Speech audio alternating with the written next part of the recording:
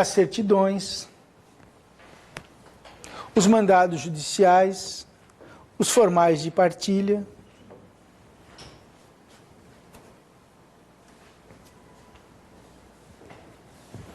e são considerados, não é, esses títulos em que há transferência de dominalidade, títulos judiciais próprios. Esses títulos judiciais são registráveis. Então, sempre podemos dizer que sempre que há transferência de dominalidade com relação a títulos judiciais, esses títulos são registráveis. Mas e os impróprios, né? Os impróprios são aqueles que não materializam transferência de dominalidade. Tá? Não há nenhuma mutação jurídico-imobiliária.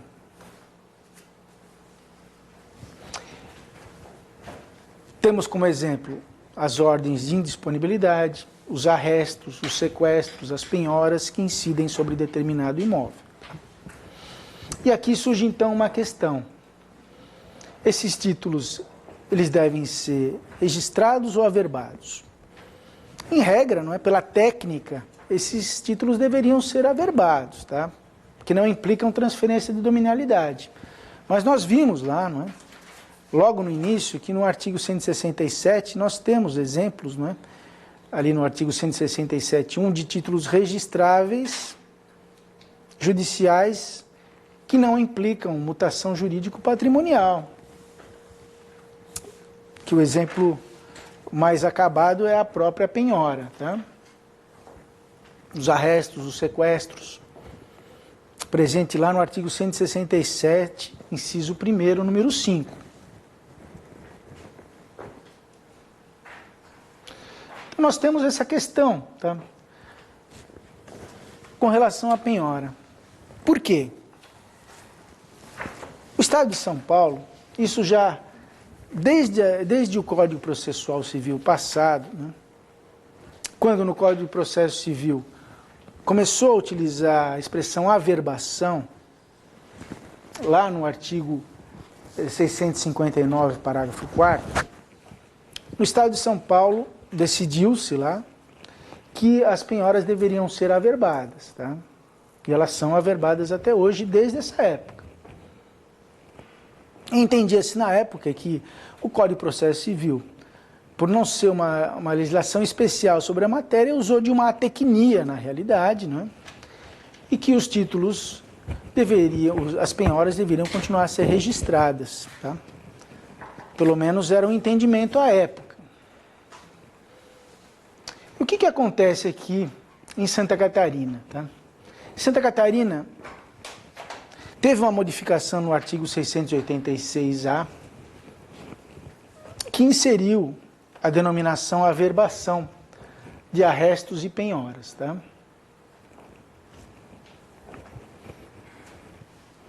O problema é que essa modificação, ela entra em contradição com partes do texto do próprio Código de Normas que continuam, falam em registro, tá? Que é o artigo 676.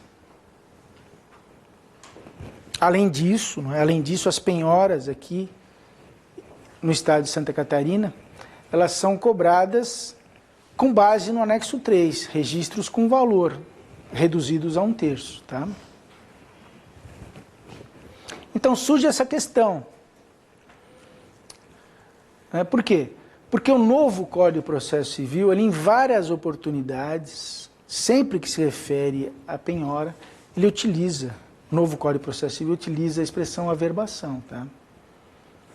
O que coloca em dúvida essa tese da atecnia, né? Até que ponto, né, o novo Código de Processo Civil seria tão atécnico assim?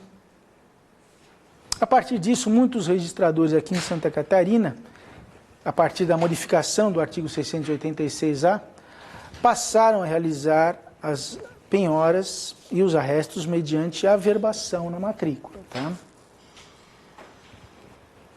Mas a questão ainda, ela está sujeita a questionamentos, né? Por quê? Porque o próprio Código de Normas, em determinados dispositivos, ainda fala o contrário. São dispositivos que na realidade ainda traduzem a redação original, tá? Mas há uma tendência, né, foi identificada e se considerar as penhoras e arrestos como averbações, tá? Seriam títulos, portanto, averbáveis. Isso em nada modificaria, não é, a cobrança dos emolumentos, tá? Por quê? Porque nós temos, como vamos verificar, não é, hipóteses de averbações que são cobradas como registro com valor, não é, no Código de Normas. O exemplo mais acabado são as retificações de área, complexas, não é, baseadas no artigo 213, inciso 2º, não é, que aqui em Santa Catarina elas são cobradas com base na tabela do anexo 3, tabela de registros com valor, mas elas são averbações. É uma averbação cobrada como um registro com valor.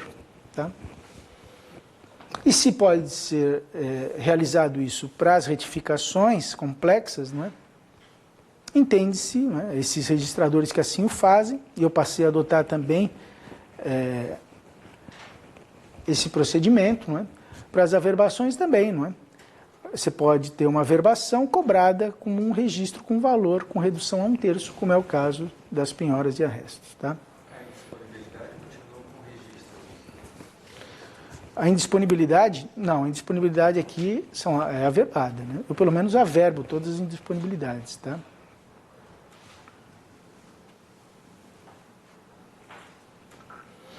Muito bem, pessoal. Feita essa notícia aqui acerca dessa questão acerca dos mandados de arresto e penhora, não é?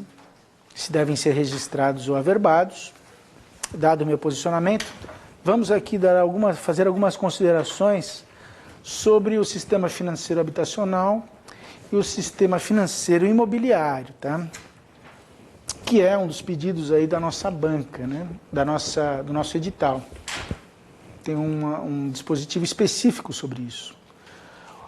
O SFH é uma legislação mais antiga, lá de 64, tá? É uma legislação que foi criada exatamente para facilitar a aquisição, né, de imóveis pelas populações de renda mais baixa, tá? Permite a utilização do fundo de garantia para realizar parte do pagamento, né, desses imóveis. E possui algumas regras, tá? Possui algumas regras. O imóvel deve ser sempre residencial, para que seja utilizado o sistema financeiro da habitação. O contratante deve ser necessariamente pessoa física, tá? Então, o sistema financeiro da habitação não comporta pessoa jurídica.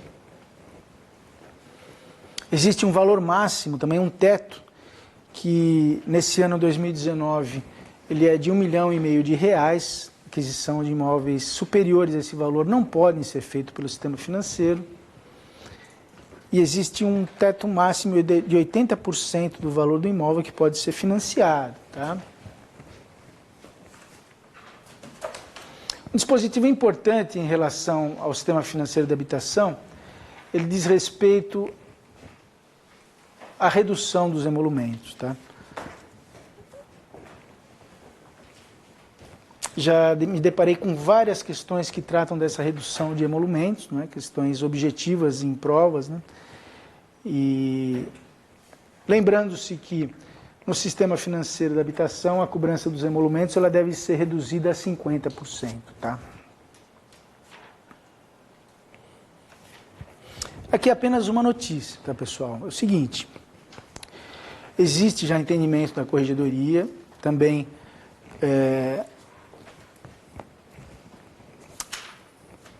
do Fundo de Reaparelhamento do Poder Judiciário, de que esses 50% eles se aplicam apenas à parte financiável. Tá?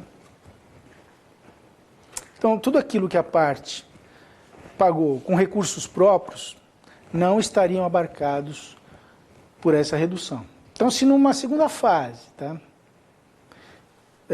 Por exemplo, tiver o registro de um instrumento particular de compra e venda com alienação fiduciária, realizado por uma instituição financeira, em que são utilizados recursos do SFH, para o cálculo dos emolumentos, aqui em Santa Catarina se adota o seguinte procedimento: 50% apenas sobre a parte financiável Então, na compra e venda, se 80% for financiado, sobre esses 80% incidirá 50% de